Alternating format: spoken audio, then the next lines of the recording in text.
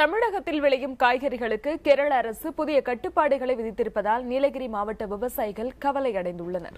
மாதந்தோறும் 1000 டன்னுக்கு மேல் கேரளாவுக்கு காய்கறிகளை அனுப்பி வந்த நீலகிரி விவசாயிகள் இன்று கேரள அரசின் திடீர் நடவடிக்கையால் செய்வதறியாது திகைத்து நிற்கின்றனர். மழையும் மழை சார்ந்த இடமுமாக இயற்கை அன்னை வாரி கொடுத்த வளத்தில் கொழித்திருக்கும் நீலகிரி மாவட்டத்தில் சுமார் 7000 ஹெக்டேர் பரப்பளவில் மழை காய்கறிகள் பயிரிடப்படுகின்றன. இங்கு விளையும் கேரட், பீன்ஸ், உருளைக்கிழங்கு, பீட்ரூட், முட்டைக்கோஸ், முள்ளங்கி போன்ற மலை காய்கறிகள் கேரளா, கர்நாடகா ஆகிய அண்டை மாநிலங்களுக்கு நாள்தோறும் டன் கணக்கில் கொண்டு செல்லப்படுகின்றன.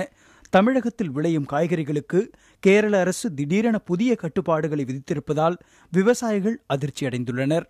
எதுவுமே நாங்க நினைக்கிற மாதிரி அந்த அளவுக்கு அதிகப்படியான ஒரு பூச்சிக்கொல்லி மருந்துகள் பயன்படுத்துற மாதிரி தெரியல. இருந்தாலும் நம்ம முன்னோர்கள் எல்லாம் பச்சையா காய்கறிகளை உண்ணுதான் இன்னைக்கு இந்த மாதிரி ஒரு நல்ல ஒரு ஆரோக்கியமான ஒரு உடல்நிலை பெற்று இருக்காங்க.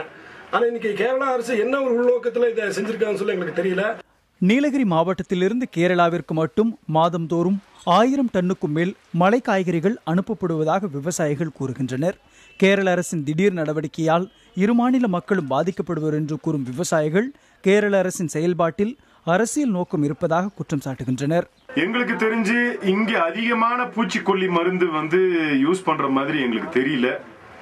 தரம் வாய்ந்த காய்கறிகள் நீலகிரி மாவட்டத்துல தான் இங்க வித்துக்கிட்டு இருக்குது, விளைவிச்சுக்கிட்டு இருக்கிறாங்க. வெளி மாவட்டமாக இருந்தாலும் சரி, வெளி மாநிலத்துக்கும் அப்படித்தான் நாங்க அதிகமான காய்கறிகளை எக்ஸ்போர்ட்டும் பண்றோம், எல்லாத்துக்குமே கொடுத்துட்டு இருக்கிறோம். இது வரைக்கும் எந்த ஒரு பிரச்சனையும் வந்ததில்லை. இப்ப என்னமோ புதுசா கேரளா கவர்மெண்ட் பாதிக்குதுன்றது மாதிரி சொல்லி இருக்கிறாங்க. இதுல ஏதோ ஒரு அரசியல் உள்நோக்கம் இருக்குது.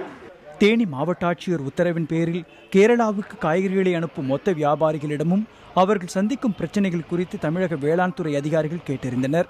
பின்னர் கேரள எல்லையில் உள்ள சோதனை சாவடியில் அம்மாநில அதிகாரிகளை சந்தித்து புதிய நடைமுறைகள் குறித்து அவர்கள் தெரிந்து கொண்டனர். புதிய தலைமுறைக்காக செய்தியாளர்கள் சையத் அப்பாஸ் மற்றும் பாலாஜி.